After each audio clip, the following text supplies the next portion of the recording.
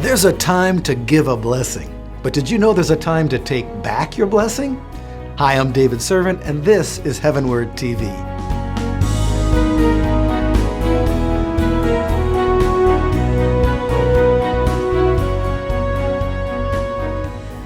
It's so good to be back together again as we dive into Matthew's Gospel in our journey chronologically through the entire New Testament. If you got your Bible, why don't you open up to Matthew chapter 10 today, and we're going to begin reading in verse number 9, continuing Jesus' instructions to the 12 as he sends them out. And we finished last time by looking at some very interesting verses that I think would be of great benefit if modern ministers would consider the wisdom of what Jesus says in these verses.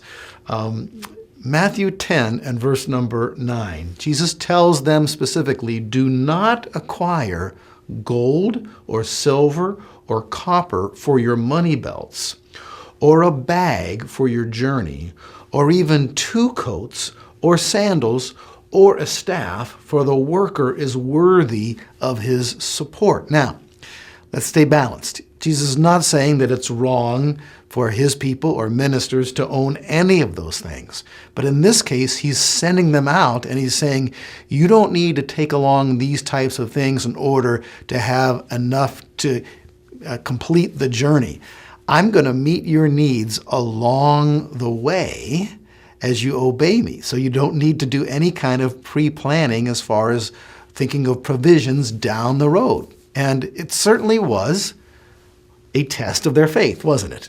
And I think it's such an interesting contrast between those today who often teach about faith. And it seems like their entire focus of faith and the evidence of faith would be the degree of their personal prosperity. And so they're quick to show you how God has prospered them. Here's my big house. Here's my luxurious car. Here's my very expensive clothing and jewelry. And here's my jet, and so on and so forth, trying to convince you that what I'm telling you works. It works for me. If you have faith, you too can be rich. Well, if you read Hebrews chapter 11, where the author of Hebrews, we think perhaps it was the Apostle Paul, as he describes what we call the heroes of the faith, you won't hear him writing or read him writing anything like, and so, their faith made them rich. No, many times we read about people whose faith wound up in their being persecuted and them being destitute in the end because they believed in God and they decided to obey his commandments and they suffered because of it.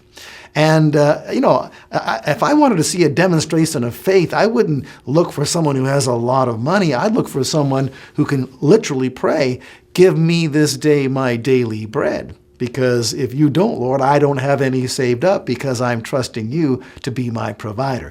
And that's what these guys were having to do. A lot of times we stumble on this, and we meet people who stumble on this, in that before they're going to obey God, God has to supply everything that they need along the way. Well, God's calling me to, do thus and so. But of course, in order to do that, I have to have this and this and this and this to complete the task. Well, where's your faith? If you really believe God has called you to whatever you're saying he's called you to do, you should be acting upon your faith and taking the first steps of faith. I meet people, been at this for decades now. People say, well, God's calling me to, go to these certain islands and preach the gospel. But of course, I'll need a boat. It'd have to be a pretty good sized boat. It's probably going to cost a couple $100,000, and so they're waiting around for a $200,000 boat, when every week there are boats that you can buy a ticket on that go to those islands, but for some reason they can't do it unless they have their own big boat, and sit around and wait. Well, I don't believe for a second God's calling you, and if he is, get going and get a ticket. Have faith and buy a ticket and get on that, mail boat or whatever boats going to that island. And, if I would have waited, personally myself, for the provision to be there before I launched off doing anything that I've ever done in ministry over the last 3 decades, I don't think I would have done anything yet. In every case, we had to obey God, trusting that the provision would be in the harvest, or the provision would come as we went, as it did in their case, because God expects people to have faith. And without faith, it's impossible to please him. So don't tell me about your great faith as evidenced by all the possessions that you've piled up. Hey, unload all those possessions and show me your faith, that you believe God's going to meet your need, even though you don't have it all stored away and socked up in a bank account somewhere. Let's see your faith. I meet people of faith, not in this country so much, but around the world, people who go out as missionaries from the third world with no visible means of support. I'm astounded at their faith as they go, trusting that God will meet their needs along the way. And he does. Praise God, he does. So when I'm looking for a true minister of the gospel, a true man or woman of faith, that's what I'm looking for. And I'm telling you, at the judgment seat of Christ, there's going to be well, as Jesus said, many who are first now will be last then, and many who are last now will be first then. You're going to meet all kinds of amazing heroes of faith, men and women of God who have obeyed God and had nothing else but a promise to step out on, and they did, and God met their needs as they went. And that's exactly what Jesus was expecting of these guys. He goes so far as to say, don't take two coats. Don't take, he didn't mean just any sandals. Don't take, of course, two sandals. You don't even need a staff. Why? Because the worker is worthy of his support. And as we delve into this further and read, a few verses down, as we get together again, you're going to see that Jesus expects that those to whom they minister, those who benefit from their ministries, are going to be the ones who supply their needs, okay, for housing, for food, and for clothing, because that's all you really need, okay? None of these guys got rich in the process, okay? Can't wait to talk more about that, and I'll be right back.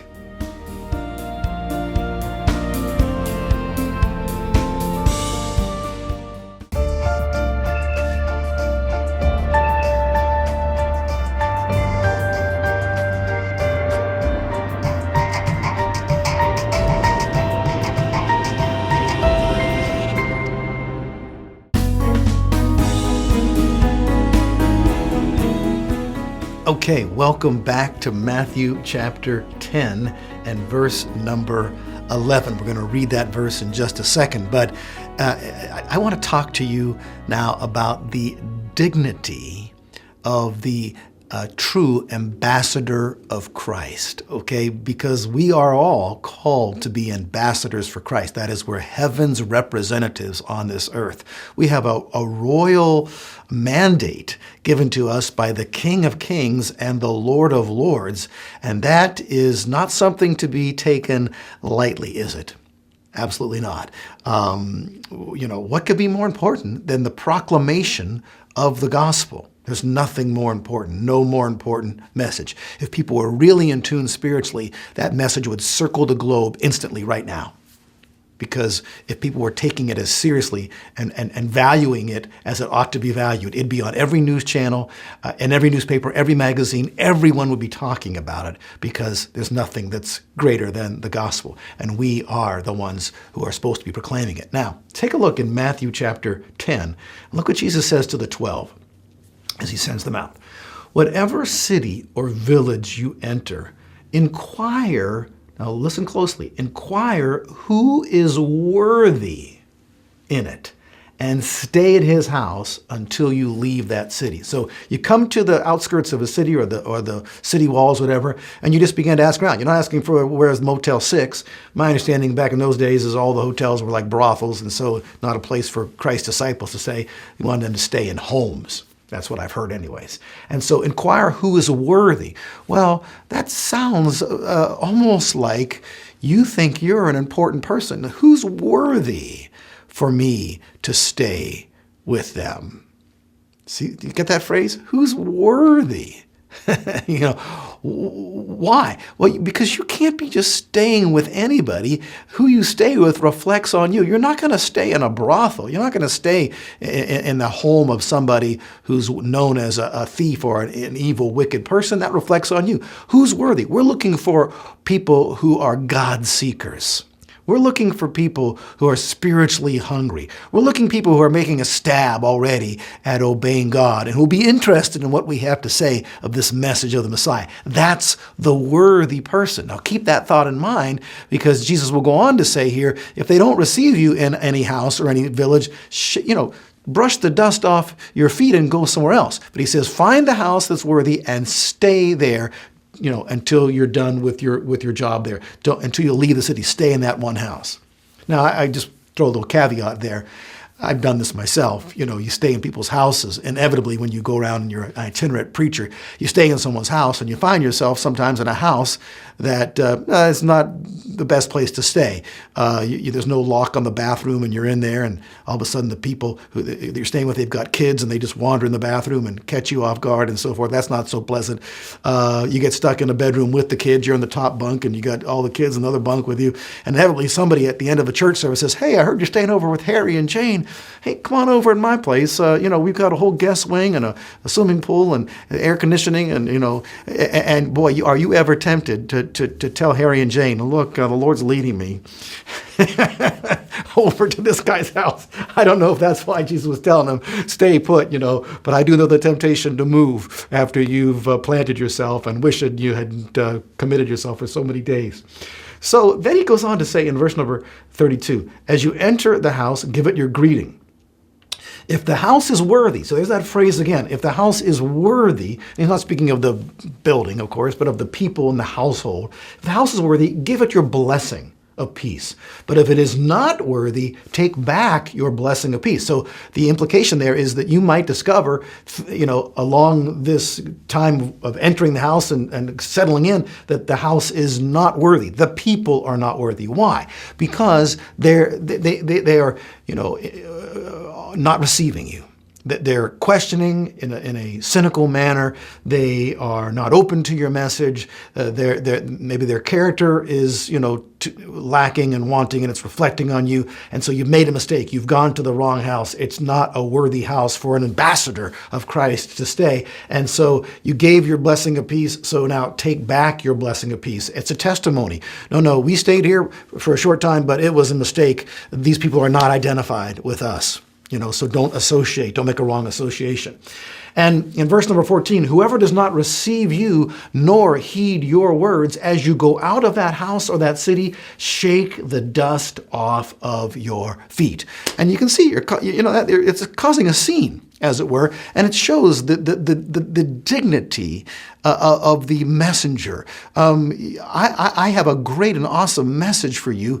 You didn't receive it, and so I don't want any association with you whatsoever. And as a testimony against you, I'm going to dust the dust off my feet as I walk out of your house or walk out of your city. There's the principle of don't cast your pearls before the swine. Jesus did not say, stay there, for a long period and call down the strongholds of the demons in the atmosphere until they become receptive. No, he said, leave the dead to bury the dead, shake the dust off your feet. And here's the final verdict in verse number 15. Truly, I say to you, it will be more tolerable for the land of Sodom and Gomorrah in the day of judgment than for that city. And so sounds to me like God's saying to them, the heck with you. We tried. I sent my ambassadors. They were equipped with signs and wonders. They healed people. They cleansed the lepers. They raised the dead. They had divine, proof of their message was from God, and you still didn't receive it. Are you kidding? I'm going to waste more time on you. Are you kidding me? My people, shake the dust. Get out of there. We're leaving them alone. Leave the dead to bury the dead. We're not going to cast our pearls before the swine. Go somewhere else where they might be receptive. Okay? And that's a good principle for us to keep in mind as well, right? Why should anyone hear the gospel? Twice until everyone's heard it once. Why would we keep wasting our time on spiritual pigs and dogs, casting our pearls before them, when there's other people who might be receptive, who consider themselves worthy? Okay? I got more to say about this. Can't wait to say more about it. I'll be right back.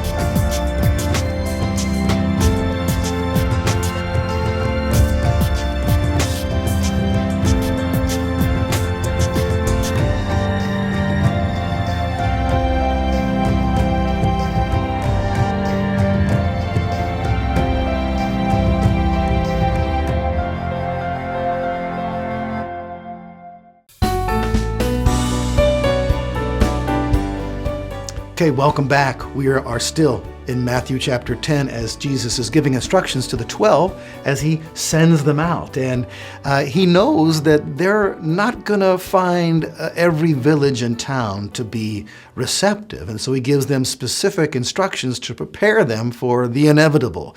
He tells them, when you come to a city, ask who's worthy for you to stay in it, because you are an ambassador of the King of Kings and Lord of Lords, and you don't want to be just staying with anybody.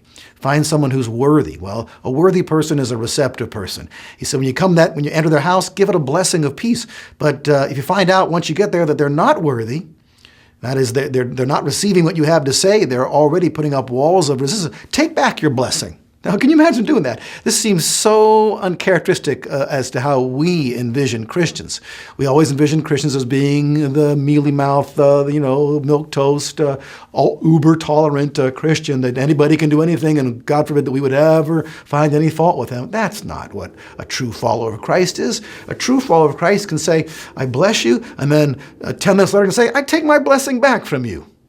And see you later. I'm not wasting my time here. And a true Christian, an obedient one, can literally shake the dust off of his or her feet and say, I'm not wasting my time with you. I'm an ambassador for Christ. I've got better things to do than waste my time on somebody like you who's not receiving what I have to say. You see? And the whole idea of apologetics, spending lots of time debating people and so forth on philosophical principles and hermeneutical concepts and so on and so forth, I just wonder how effective that ultimately is, in the end. How many people are persuaded after long arguments? It really comes down to what's in a person's heart. And when you find a person whose heart is receptive, they're easy to lead to Christ, right? I remember one time a guy came to me so heartbroken because of some circumstances in his life, and he knew what I stood for, and he came to ask me for help, and leading him to the Lord was just like the easiest thing. I mean, he almost led himself to the Lord for so as much as I was involved with it. And today he's still serving the Lord and got lots of fruit in his life decades later. But yet I've run into plenty of boneheads over the years that they're not the least bit interested, and that's too bad for them. You can read over in the book of Acts where Paul and his little entourage were preaching in a place called Pisidian Antioch. And first of all, their strategy was reach the Jews, preach in the synagogues and so forth. Things went very well. The first time they preached there in synagogue, people were begging them, hey, come back the next Sabbath. We want to hear more. The next Sabbath, the whole town turns out to hear Paul. And we read in the book of Acts that the Jewish leaders become very, very jealous over it. And, Paul then says, well, since you judge yourselves unworthy of eternal life, we're not wasting our time any longer with you. We're going to go to the Gentiles. And the Gentiles who were present began rejoicing and glorifying God, it says in Acts 13 and verse number 48. But can I just read you a couple verses here just to show you that Paul practiced what Jesus preached and what I'm telling you right now. Verse 50 of Acts 13, but the Jews incited the devout women of prominence and the leading men of the city, and instigated a persecution against Paul and Barnabas and drove them out of their district. But they shook off the dust of their feet in protest against them and went to Iconium. There it was, okay? We're not wasting our time. And the disciples were continually filled with joy and with the Holy Spirit. So joyful, but are they tolerant of anybody and anybody? No, they are not. And God is not ultra-tolerant either, is he? I mean, look what he said about the city that rejects the message that the apostles are bringing to them back in Jesus' day. Matthew 10:15, truly I say to you, it will be more tolerable for the land of Sodom and Gomorrah, those wicked, perverted cities, in the day of judgment than for that city. Okay, so those are very solemn, sobering words. And why was Jesus saying that? Because, again, these guys weren't going just preaching. They were healing the sick, cleansing lepers, raising the dead, casting out demons. That's a lot more than Sodom and Gomorrah ever got as far as the supernatural testimonies of God's power. And so, too much is given, much is required. And the cities of Galilee were ultra blessed because of Jesus sending out laborers into the harvest. Now, we enter a new segment here in Matthew chapter 10 that appears to me to be Jesus' instructions for these same 12 guys, but yet it has application way, way, way beyond just that missionary excursion that they're all about to embark on. I mean, we don't know how long they were gone on that excursion. If you check it out in Luke's gospel, I mean, Luke 9, verse number 10, just simply says, after Jesus sends them out, Luke talks about Herod being a little bit upset about it. And then it says, when the apostles returned, this is Luke 9 and verse number 10, when the apostles returned, they gave an account of him, of all that they had done. And then he go off to rest in a secret place. So maybe it was a few days, maybe it was a few weeks at the most. But the things that Jesus said, as we continue on here, seem to have application to the future preaching of the apostles, when there's going to be lots and lots and lots of persecution. Okay? And some of the things he said, it's my opinion that they are very prophetic. Because we don't have record that the things we're about to read occurred during those few days or weeks when the apostles were sent out, by twos. But we do have some record that some of those things began to happen later on, even in the book of Acts. Okay? So Jesus says now in Matthew 10, verse number 16, and in my version, the New American, it starts off as a new paragraph. Beware of men, for they will hand you over to the courts and scourge you in their synagogues, and you will even be brought before governors and kings for my sake as a testimony to them and to the Gentiles. Well, there is no record of any of those things happening directly after Jesus sent out the 12, is there? And so that's why I'm saying I believe it's prophetic. And I believe that some of these things were fulfilled in the book of Acts, and I believe that there has been ongoing fulfillment ever since then for those whom God has sent into a very hostile world. Next time we're going to talk about what you should do to be ready to take the gospel to your world. I'll see you then.